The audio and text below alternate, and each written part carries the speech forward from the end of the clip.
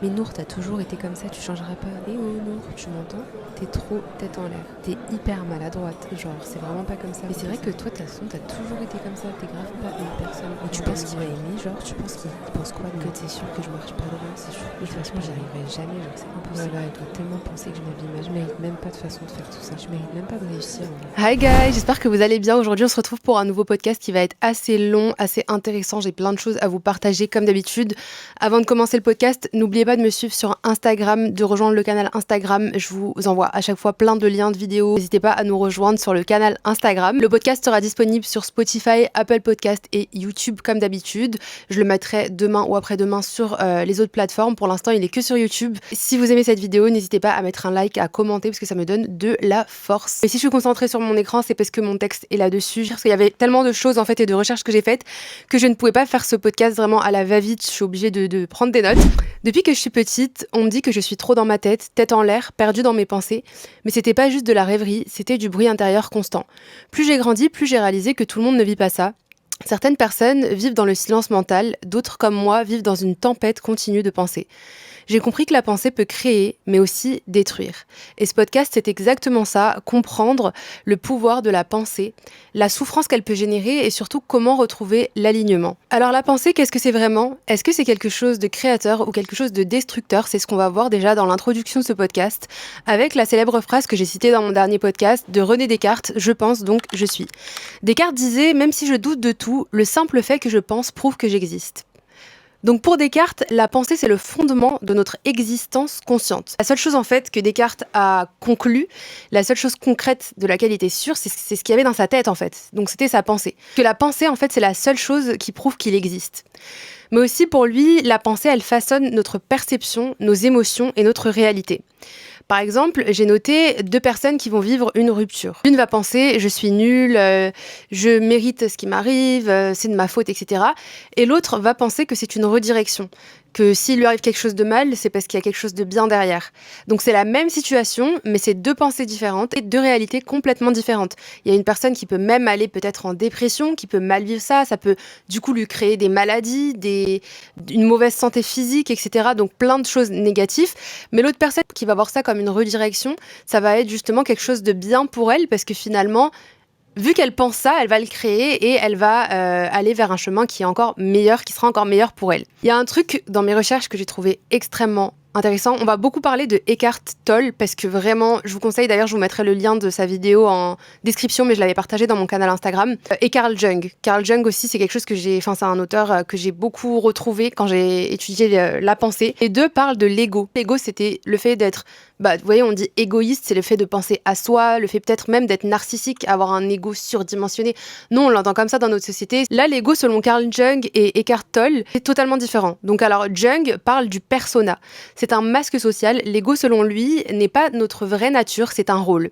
C'est quelque chose qui te contrôle. Ça serait un peu assimilé à ton mental, à un masque en fait qui a été construit de toutes pièces par ta vie ici sur Terre. C'est-à-dire par en fait comme du déterminisme en fait. Ça a été construit par tout ce qui t'entoure depuis que t'es petite, tout ce que t'as appris, tout ce qu'on t'a appris et tout ce qu'on t'a dit. Par exemple, hyper maladroite, tu vas assimiler cette information, ça va devenir une forme de ton ego, en fait, ça va devenir une caractéristique de ton ego. L'ego, en fait, c'est ce que tu penses de toi par la construction de ce que tu as vécu. Donc c'est un peu comme ton historique, ton ego, tu vois. Et c'est extrêmement dur de s'en détacher. Jung nous dit que l'ego, lui, il parle du persona.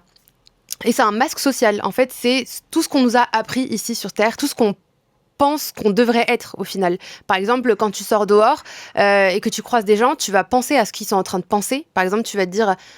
Des fois, en fait, c'est juste un effet miroir. Quand tu croises quelqu'un, tu essayes d'imaginer ce que la personne pense. Mais la personne, déjà, ça se trouve qu'elle pense même pas ça. Mais du coup, toi, t'es en train de penser ce qu'elle pense, donc tu crées cette pensée. En fait, c'est toi qui as inventé tout ça, et ça, c'est ton masque social. C'est un peu ça, le masque social, c'est toutes ces réflexions qu'on a sur la perception que les gens ont de nous. Eckhart Tolle dit que l'ego, c'est cette voix dans ta tête qui prétend être toi. Littéralement ta pensée en fait au final, tu vois. Celle qui juge, anticipe, ressasse, mais cette voix ça n'est pas toi. Toi tu es la conscience derrière cette voix. Je vous parle toujours de dualité. Moi je crois fondamentalement à la dualité, c'est-à-dire qu'on a une âme et qu'on a un corps physique. Et donc du coup, Pour moi, la pensée, le masque social dont parle Jung, ou voix dans la tête dont parle Eckhart Tolle, pour moi, c'est ce qui est physique. En fait, c'est ce qui est lié à ton être physique. C'est un peu ton cerveau, en fait. Pour moi, les pensées, c'est ce qu'il y a dans ton cerveau. C'est ce que tu as appris. C'est comme si, vous voyez, votre cerveau, c'était un ordinateur. Et ben, ton ego, c'est tout ce que a enregistré ton ordinateur, en fait. Ton cerveau, depuis que t'es né. C'est tout ce qu'on t'a dit que tu devais être, tout ce que les gens attendent de toi, tout ce que la société attend de toi. En fait, l'ego, c'est construit pièce par tout ce qui t'entoure. Donc en fait, c'est pas forcément construit par toi. Des fois, tu es victime de ton ego, justement, de ta mentalité, parce qu'on te l'a appris, parce qu'on t'a inculqué certaines valeurs. Dans notre société, on nous dit, il faut être comme ça, les filles, il faut être jolies comme ça, un bonnet, c'est un nez comme ça, truc.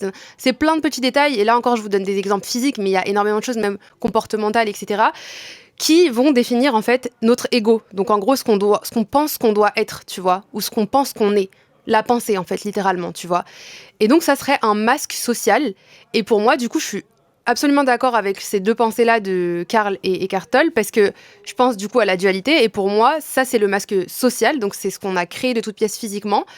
Mais il y a l'âme, en fait. Et pour moi, l'âme, alors tu peux voir ça comme l'âme ou comme ton être spirituel. Enfin, franchement, après, il y a plein de termes qui peuvent définir ça. Moi, je dis l'âme, mais ça peut être ton toi intérieur, tu vois, genre ton vrai toi. Derrière cette voix, c'est pas vraiment toi, et le vrai toi, c'est ta conscience qui est derrière cette voix-là.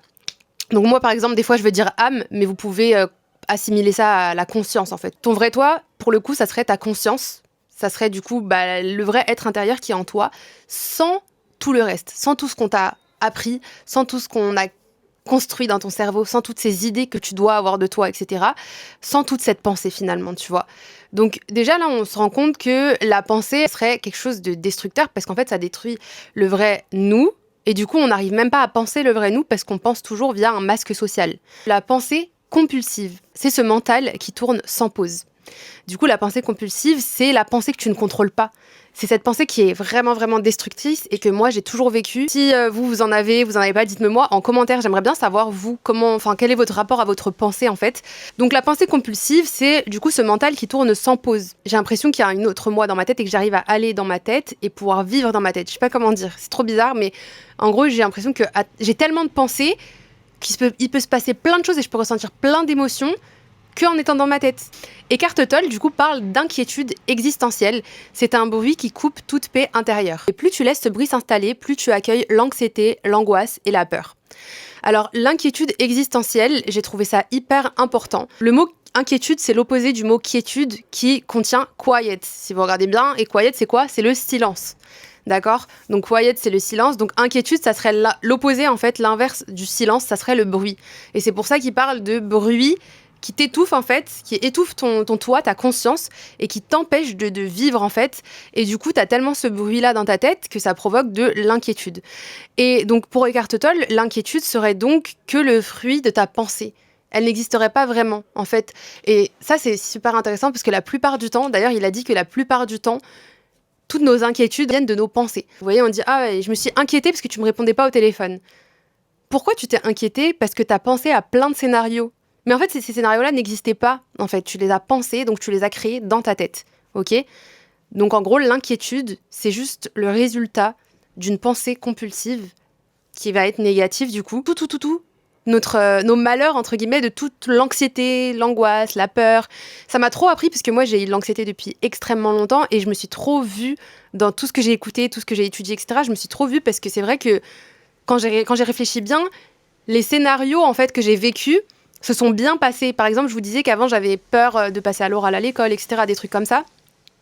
Et je me suis rendu compte qu'en fait, il s'était jamais vraiment, réellement passé quelque chose qui m'a physiquement rendu mal quand je suis passée à l'oral. Mais que toute mon inquiétude, mon mal-être, mon anxiété, mon stress et ma peur, ils provenaient que uniquement de ma pensée. Parce que par exemple, avant de passer à l'oral, j'allais penser à des scénarios négatifs. J'allais penser, mais imagine qu'il m'arrive ça, mais imagine que je fais ça, mais imagine que j'arrive pas à parler comme ça, mais tu vois. Et en fait, c'était tellement de scénarios négatifs parce que tes pensées, elles créent ta réalité. Tout ce que tu penses, tu le crées à l'intérieur de toi, mais tout commence à l'intérieur de toi en fait. Tout est toi en fait. Tu vois ce que je veux dire ? Ça veut dire que si tu imagines quelque chose de négatif, peut-être que c'est pas vraiment en train de se passer, et la plupart du temps ça se passe pas vraiment, mais le fait que tu y penses, ton corps va réagir comme tel. En fait, t'abîmes aussi ton âme. Ton âme, tu la fais disparaître, enfin ta conscience du coup, tu la fais disparaître en laissant tes bruits mentaux crier en fait. Et du coup, ton âme, en fait, plus tu te concentres sur tes pensées, sur ce qui n'existe pas finalement, en fait, sur ce qui n'existe pas, plus tu effaces ce qui existe réellement. Et ce qui existe réellement, c'est toi, c'est ta conscience, c'est du coup le plus profond de toi-même. Et donc, quand tu laisses trop ces bruits parler, tu crées toute cette anxiété, etc. Et tu ne fais pas confiance à ton toi intérieur, à ton vrai toi. Et en fait, du coup, l'inquiétude, ça provient de tout ça. On en vient donc à la conscience doit contrôler le mental. Tu te rends compte du coup qu'il y a une dualité entre la conscience et le mental. Le mental, c'est ce qui a été construit, c'est ton historique, c'est ton ordinateur. La conscience, c'est toi. Et la vraie question, c'est qui tu es, en fait, toi. Pas tout ce qu'on t'a fait croire, tout ce que t'as entendu, tout ce que ton cerveau a enregistré, en fait. Ça, tu vois, t'as tes bruits mentaux, etc. C'est tout ce qui n'existe pas vraiment. En fait, ça n'existe pas vraiment, mais c'est tout ce qu'on pense être, au final. Ça veut dire que en fait, le truc qui est hyper paradoxal, c'est on se concentre sur ça, sur les pensées pour créer notre vie, alors qu'en fait, il faut juste qu'on se trouve nous. Mais nous, on est cachés derrière tout ça parce qu'en fait, on n'a jamais vraiment su qui on était. Parce que depuis qu'on est petit, on nous apprend qui on doit être. Vous voyez ? Et c'est un paradoxe de ouf, en fait, que je trouve ultra intéressant. En fait, trouver qui t'es vraiment, ça serait effacer qui tu penses être. Tu vois, dans mon dernier podcast, je vous disais que j'étais dans ce process-là quand je vous ai parlé de la manifestation. Le dernier podcast, c'était le secret de la manifestation. Dans mon process pour essayer de comprendre la manifestation, etc., j'en apprends tellement et je trouve que en fait, tout est vraiment, vraiment lié. D'ailleurs, si vous voulez avoir un peu plus d'informations sur la manifestation, allez écouter le dernier podcast. Mais c'est grave lié à ce que je vous dis là parce qu'en fait, ça serait oublier tes pensées. Ça m'a fait évoluer sur ma vision de la manifestation. J'ai eu conscience de cette dualité parce qu'on dit toujours dualité d'âme et du corps. Mais de le voir comme ça, c'est différent de voir la dualité de ton toi, ta conscience, et de tes pensées. D'un côté, on a le mental, qui serait donc mental, l'ego, les pensées. Historique, ton cerveau, tout ce qui est construit pas par toi en fait. Tout ce qui a été construit dans ta tête, mais pas par toi. Et de l'autre côté, on a toi. Et en fait, ce paradoxe, il est hyper pertinent de se dire, en fait, tu dois t'effacer pour te connaître, tu dois t'effacer pour te trouver. Mais finalement, ça fait peur parce que tu te dis, si t'effaces tout, t'es plus rien. Tu vois ce que je veux dire ? Si t'effaces toutes tes pensées. Mais qui t'es en fait ? Je sais pas. On sait pas en fait qui on est vraiment parce que on existe selon ce qu'on a voulu de nous. Et la pensée, c'est littéralement ça, c'est que quand tu vis quelque chose, tu le vis selon les autres. Ça fait plus que le regard des gens, c'est le regard de tout, le regard de la société, le regard de toi-même envers toi en fait.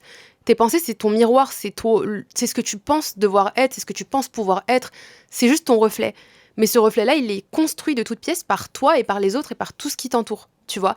Il y a Spinoza qui parle du déterminisme. Le déterminisme, c'est le fait que, selon Spinoza, t'es déterminé par tout ce que t'as vécu, par là où t'es né, par ton éducation, par ton niveau de vie, enfin par tellement de choses. En fait, t'es juste déterminé à être la personne que tu es.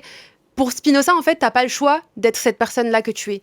T'as pas eu le choix et t'as pas le choix. Et lui, c'est une fatalité pour lui, pour Spinoza, c'est la fatalité, c'est vraiment que tu seras toujours cette personne-là qu'au final, t'as pas vraiment décidé d'être, tu vois. Alors que pour Sartre, existentialisme, pour lui, tu existes, donc tu décides de qui tu es. Moi, je crois profondément à l'existentialisme et du fait qu'on a quand même un libre arbitre. Parce que nos pensées, justement, ça fait pas la personne qu'on est. Malheureusement, la plupart du temps, si, parce qu'on n'a pas conscience de ça.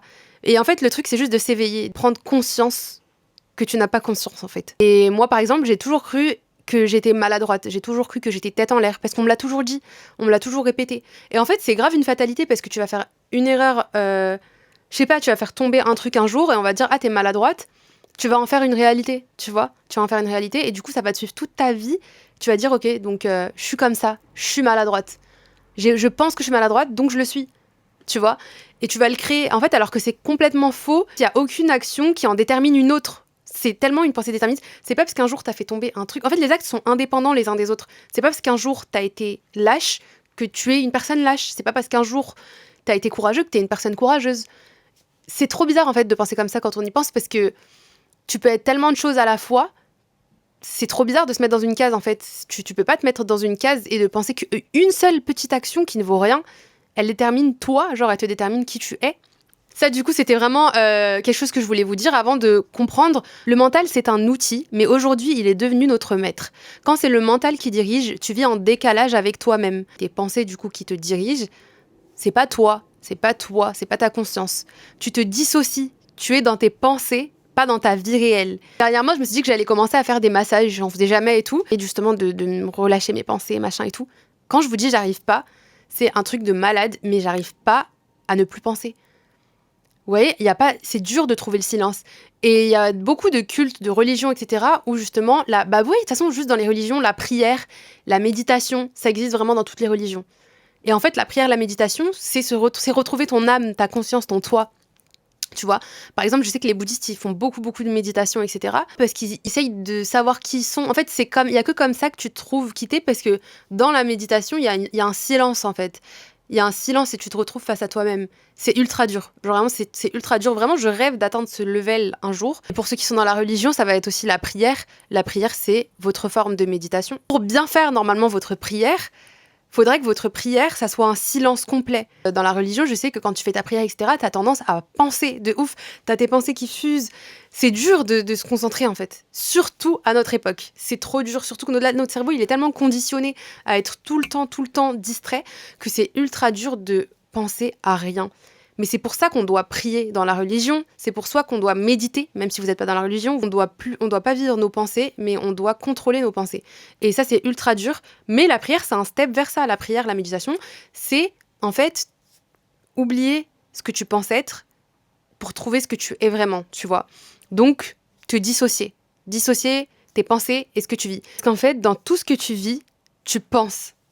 Et en fait, quand tu penses, tu ressens, et du coup, tu vis dans tes pensées. C'est-à-dire que, par exemple, tout à l'heure, je vous donnais l'exemple de je me suis inquiétée. Ton corps, il a ressenti de la peur, ton cœur, il a commencé à battre plus vite, etc.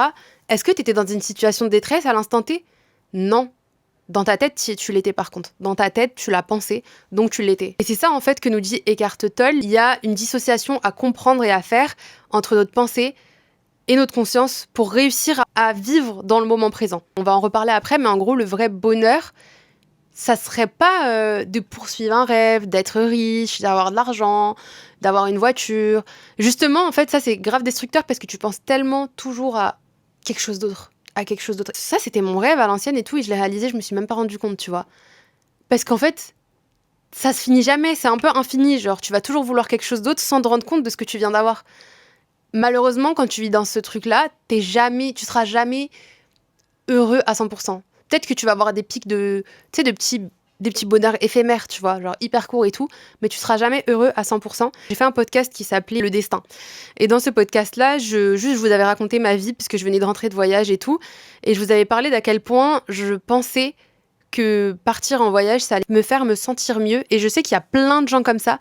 À chaque fois, quand tu te sens mal, tu ressens ce besoin de voyager, de partir ailleurs, de partir loin, ou de faire quelque chose qui sort.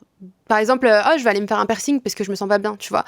Parce qu'en fait, tu vas penser que ce petit truc-là, ce petit bonheur éphémère, ça va te changer. C'est ça, genre, qui va me rendre heureux. C'est ça, genre, qui va me rendre heureux. C'est quand j'aurai ça. C'est quand je ferai ça. Alors qu'en fait, pas du tout. T'es pas heureux dans le moment, parce que tu es en train de penser que c'est ça qui va te rendre heureux. Tu vois ce que je veux dire ? Si moi, là, je pense que quand je vivrai un jour à l'étranger, là, je serai heureuse, ça veut dire que là, je crée ma réalité, que je ne suis pas heureuse. Il faudrait quelque chose d'autre et tout, donc je ne le serai jamais, en fait, vraiment heureuse, tu vois ? Et donc, en gros, le bonheur serait vivre dans l'instant T. J'aime trop voyager, je fais beaucoup de vlogs de voyages, etc. sur YouTube, si vous voulez me suivre.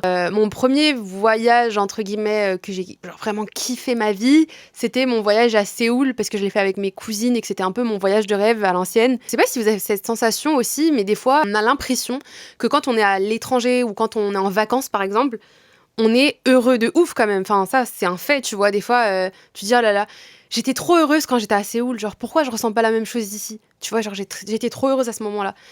Et j'ai ressassé ça, genre, en faisant ce podcast, j'ai réfléchi à ça, le fait que pourquoi je me sentais grave heureuse quand j'étais à l'étranger, mais quand je revenais, des fois, je me sentais triste, tu vois. J'étais grave heureuse quand j'étais à Séoul, parce que quand j'étais à Séoul, j'avais conscience que c'est pas quelque chose qui allait m'arriver peut-être 1000 fois ou peut-être même 2 fois dans ma vie. Je regardais autour de moi et je me disais, je suis avec mes cousines, je suis à Séoul, t'es émerveillée, c'est la première fois que tu viens là, tu vois, tu regardes tout. Et c'est quoi qui crée le bonheur à ce moment-là, en fait ? C'est que justement, tu regardes tout, tu vis tout. T'es là, en fait, t'es dans l'instant, t'es dans le moment, t'es en train de tout ressentir de ce qui se passe, t'es pas dans tes pensées, en fait. Et réfléchissez à un voyage que vous avez kiffé, à un moment où vous avez été foncièrement heureux. Pourquoi ? Dites-vous juste pourquoi. qu'est-ce qui faisait que j'étais heureux. Et la plupart du temps, c'est même tout, si ce n'est pas tout le temps en fait, t'étais heureux parce que t'étais là, genre t'étais connecté. Et tu sais, des fois, tu vis des moments où tu ressens du bonheur de ouf. Et la plupart de ces moments-là, c'est les moments où t'es juste là, en fait. Où t'es concentré dans ce qui se passe, où tu ressens. Tu te stoppes et tu ressens tout ce qui se passe, tu vois. Moi, je sais que pendant que j'étais mes premières vacances à Séoul et tout, j'étais tellement connectée, je ressentais tout, je voyais tout parce que je voulais rien perdre de ce qui était en train de se passer. Ce silence-là, tu peux le trouver, en fait, par le fait de vivre le moment présent. Hier, je suis sortie à Paris et j'ai passé une journée solo. Et justement, j'ai tellement réfléchi à ce podcast que j'ai compris ce que je devais faire, en fait, pour être heureuse. Et donc, j'ai appliqué ça, en fait. Hier, j'ai appliqué ça, j'ai essayé de dissocier mes pensées. C'était dur, hein, et j'ai pas réussi toute la journée. Mais à chaque fois que je prenais conscience que j'étais en train de penser, j'essayais de me concentrer au moment présent. Par exemple, j'ai fait une promenade, j'ai essayé de faire mes 10 000 pas et tout, donc j'ai marché un peu sur Paris et tout. Et quand tu marches, la plupart du temps, tu vas écouter une musique. Quand tu fais quelque chose, peu importe, tu vas aller dans tes pensées. Et à chaque fois, je me disais, non, concentre-toi, tu vois, genre, regarde autour de toi, feel, genre, je sais pas si vous connaissez l'audio dans Barbie, là, close your eyes and just feel, genre, ferme tes yeux et ressens ce qui se passe, tu vois.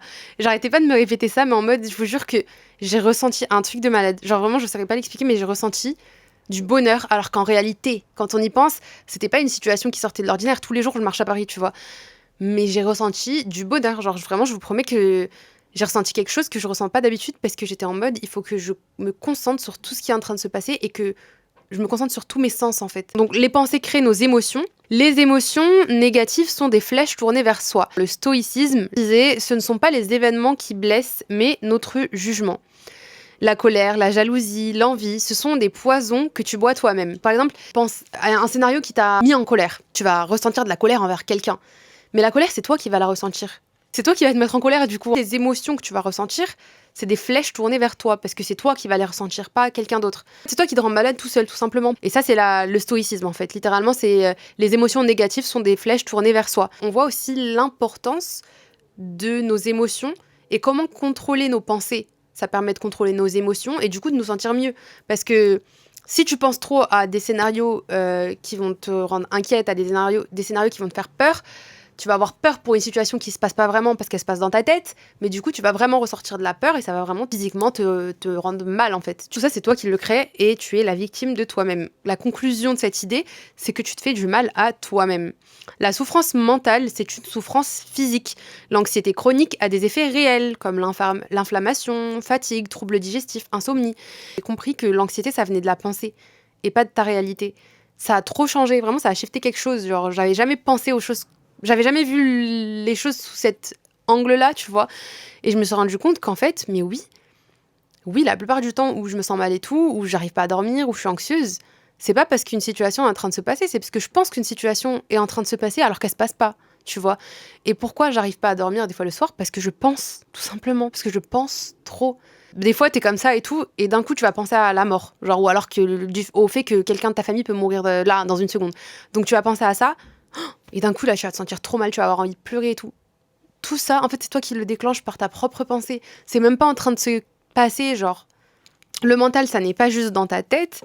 Le mental, c'est ta réalité. C'est pas juste dans ta tête, c'est dans ta réalité physique. Ça veut dire que si la personne, elle se sent mal dans sa tête, elle va mal, c'est tout. Il y a pas vraiment de différence entre ton mental et ton physique, parce qu'en fait, ce que tu penses que tu es. Là, on va voir la pensée de Joe Dispenza par rapport aux énergies, aux fréquences et à la manifestation en général. Chaque pensée crée une chimie. Une chimie, du coup, c'est une émotion, quelque chose que tu ressens.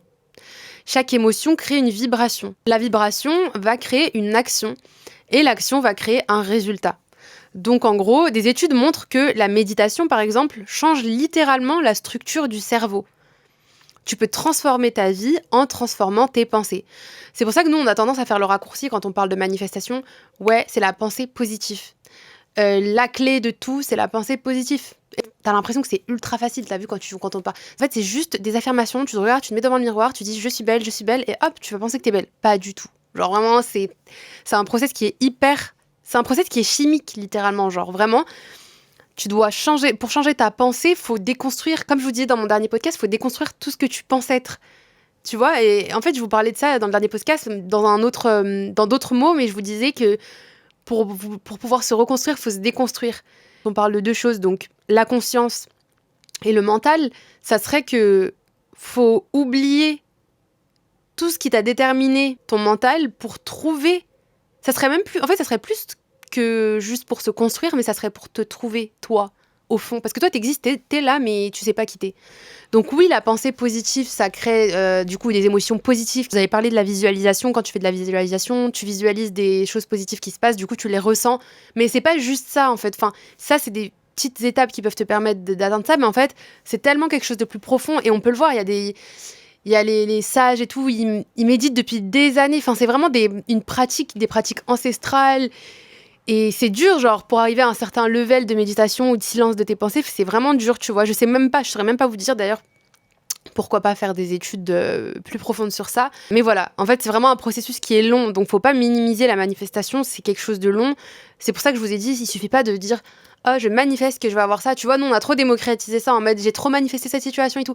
Certes, peut-être qu'en fait, tu l'as manifesté et tout. De toute façon, je vous ai dit qu'on manifestait tout le temps, toute notre vie, on manifeste. C'est juste qu'on manifeste inconsciemment. Genre, quand il se passe quelque chose de négatif, c'est nous, on l'a manifesté, tu vois.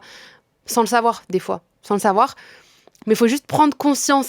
Tu vois, quand on dit prendre conscience de quelque chose, c'est juste oublier genre, ton mental. Dissocie ton mental de ta conscience. Prends conscience. Élève ta conscience. Diminue tes pensées. Là, tu vas te trouver toi. Et dans les religions, c'est ce qu'on nous enseigne. Dans les religions, on nous dit prie. Genre, prie, prier. Pourquoi c'est si important de prier ? Parce que quand tu pries, tu dissocies tout ce que tu penses pouvoir savoir de ce monde, parce qu'au final, tu sais rien, et tout ce que tu penses pouvoir savoir de toi aussi, de qui tu es vraiment. Et quand tu fais ta prière, tu te concentres, conscience de ce qui se passe autour de toi et de prendre conscience de ta vie, en fait, tout simplement. Voilà, donc ce que tu vibres, tu l'attires. Manifester, c'est pas juste vouloir quelque chose, c'est croire en quelque chose. La plupart des gens vivent dans le passé ou le futur, donc ils ne vivent jamais vraiment. En fait, je me demandais ce que c'était le temps, parce que j'avais lu un truc qui disait que le passé, le présent, le futur, ça n'existe pas, que le temps, en fait, c'est une invention de l'homme, et que juste le fait de voir la vie comme une ligne continue, c'est complètement faux, parce que le temps n'existe pas. Et du coup, je me suis trop intéressée au temps. Je me suis dit, mais comment ça, le temps n'existe pas ? Alors on est où si le temps n'existe pas ? Où ? Dans la société, on nous a appris qu'il y a le passé, le présent, le futur, que la vie elle avance, qu'un jour on va mourir et tout.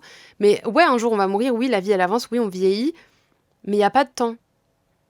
C'est pour ça qu'en fait, si vous voulez vraiment aller profondément dans le sujet, je vous conseille la théorie de Stephen Hawking, qui est ultra connue. Il y a d'ailleurs un film sur Netflix, je crois. Grande théorie du cosmos, du Big Bang, du trou noir et tout. Mais je trouve ça trop intéressant, guys, si vous voulez comprendre le temps justement et pourquoi c'est trop important de se connecter à la réalité, allez regarder qu'est-ce que c'est le temps en fait, parce que vous ne savez pas ce que c'est le temps. Pas voir la vie comme une continuité d'éléments qui est en train de se passer, genre comme un fil qui est en train de se passer. Faut voir la vie comme une chose qui est en train de se passer maintenant tout de suite. Quand tu auras 50 ans, la seule chose réelle, ce sera le présent à ce moment-là. Genre la seule chose réelle, ce sera toi qui as 50 ans et qui est en train de vivre. C'est tout. C'est pour ça qu'on n'est pas heureux et tout, parce qu'on est complètement déconnecté de ce qui se passe, donc de la réalité. Et en fait, quand tu te déconnectes de ce qui se passe, t'es déconnecté de ta réalité. Quand tu penses à ce qui s'est passé, t'es déconnecté de ta réalité. Et quand t'as peur pour ton futur, t'es déconnecté de ta réalité. Donc le vrai bonheur, c'est vivre pleinement un moment. Ce n'est pas l'endroit où t'as envie d'être, ce n'est pas la chose que tu as envie d'avoir, c'est le niveau de présence que tu as actuellement dans ce que tu vis. T'es tellement dispersé que t'es déconnecté de ce qui est en train de se passer maintenant. Et le bonheur, c'est pas vouloir avoir quelque chose, vouloir être dans un endroit, essayer d'être présente là, maintenant, d'avoir conscience de ce que tu es en train de vivre. Genre d'aller dans la nature et regarder par exemple le ciel, regarder les arbres, regarder les animaux. Avoir conscience de la vie, c'est ça qui rend heureux. Et il y a que comme ça aussi que tu vas oublier de penser. Un des symptômes de la dépression, c'est de beaucoup dormir, tu vois. Pourquoi ? Parce qu'on veut échapper à notre mental, on veut échapper à nos pensées. Et donc la seule chose qui réussit à mettre un silence à tout ça, c'est le sommeil. Et ça devrait pas être le cas, tu vois. Quand tu es pleinement connecté au moment présent, sans penser à demain ni à hier, c'est là que tu ressens vraiment la joie. C'est là que tu ressens vraiment quelque chose qui se réveille dans ton cœur. Faites l'expérience. Et ça me fait plaisir en plus quand je vois vos retours et tout. Commentez-vous vos pensées par rapport à la pensée. Des expériences, des choses que vous avez vécues. Je suis trop intéressée par ça. Si vous avez des retours, commentez la vidéo YouTube. Comme ça, je peux vous répondre et tout. Et on peut même parler par rapport à ça. Donc la conclusion, ça serait que tu n'as pas besoin de penser plus, tu as besoin de penser mieux. En fait, il faut juste avoir conscience que tu es en train de penser. que tu prennes conscience et que du coup ta conscience contrôle tes pensées. Dites-moi si je devrais peut-être vulgariser certains trucs, si vous avez envie que je parte plus loin dans certains sujets. J'ai vraiment besoin d'avoir des retours sur ça. Anyway, je vous fais plein de gros bisous les gars, suivez-moi sur tous les réseaux et reposez-vous, respirez, priez, méditez et concentrez-vous sur le moment présent. C'est la clé de ce podcast. Bisous!